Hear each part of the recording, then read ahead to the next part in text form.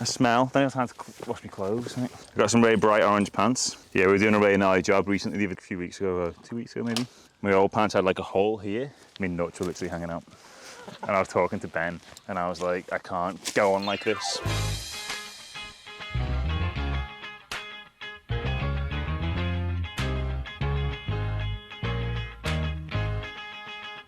How we going? Good to see you, man. You too. Oh, mate, it's been a horrible... Well, apparently the roller door fell off yesterday, and then I couldn't finish the job, and then they're trying to fix a chip with it. Oh, this is... Oh, it's Kayla. White. Okay, Kayla. Hello. I'm just trying... Hey. It's so... Feels like it's been ages. It has been. A long time. Oh my god. Can you believe we're still in business? So this is the Palace, as you can see. We moved in December 2022. So much has happened. I've even got glasses. See? Is that what it said? My eyes are deteriorating, my mind. I And can't pretend that I know anything about this. It's as a fan. These are some mowers. I don't know what this is. Oh, this is it. what's your plans for today? We just had another baby, isn't great. Because how old are they now? They're 3, yeah? Yeah, so we've got Caleb, who's 9 months old. Indy's 7. Then we've got Riv, who's 4. No more kids. No more kids. Like 2 to 3 is like 2 to 50. Like, I don't know why. Like, one more just makes it very hard. He gets up like every hour. Last night I was up with him at 3 a.m. They sit up in the cot and they're like, ready now. And you're just like, go to bed. You know what I mean? Like, it's not that hard. You must be tired. I'm only just rejoining society. There's 3 businesses, 3 children. Although I do want to start the other business as well this year. So, Right. but there won't be any more kids with that. Just like, You're not going business per kid, No, like no. they're adding up. No. I'm gonna go with Alan just because Jackson's the man. I was just explaining how you're clean and organised and he's scatty and messy. Yeah. he's moving bits of metal, like sheet metal. Busy man over there. Like, I just basically spend most of my time just walking around eating mess. Yeah, you look good doing it I around. do, yeah. That's the most important thing.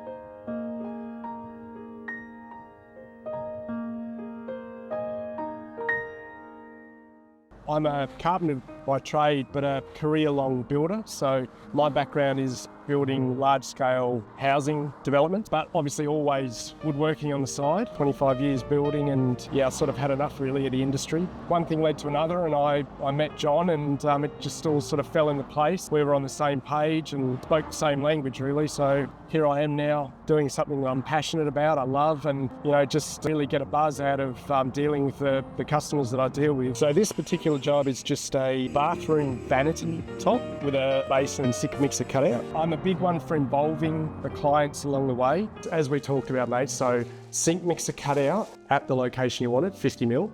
From the time we choose out the slabs to the moment that we're, applying the final coats, they've been involved on that journey so that, they feel a part of that whole process. Basin cutout was very custom because it was an awkward shaped basin. So I'll just put this in first, we'll sit the basin in, and then I'll just sort of explain to you what I think is going to be the best way to secure it. How about we put it the right way up? You can edit that one. That's better.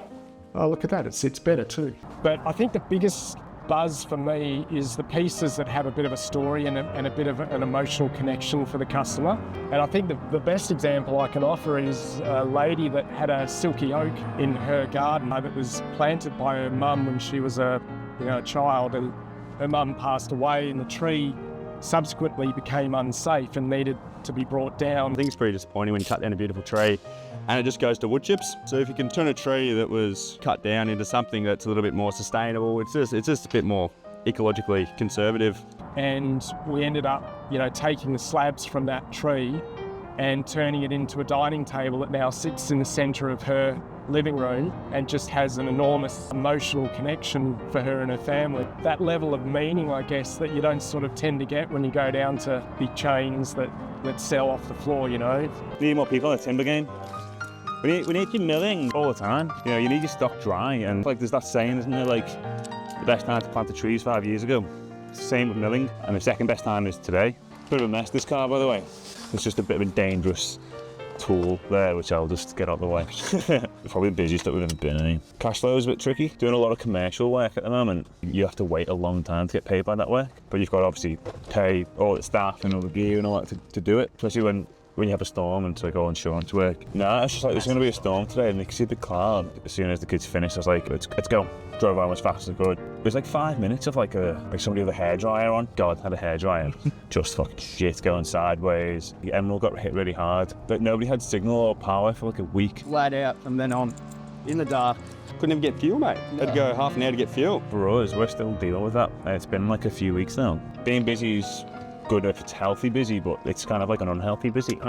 Stressed customers who want their shit done next, and then we're like basically trying to fit in as much work as we possibly can with like all the gear we've got. So here's our truck. Nice free blower there on the side of the road. Got a free blower.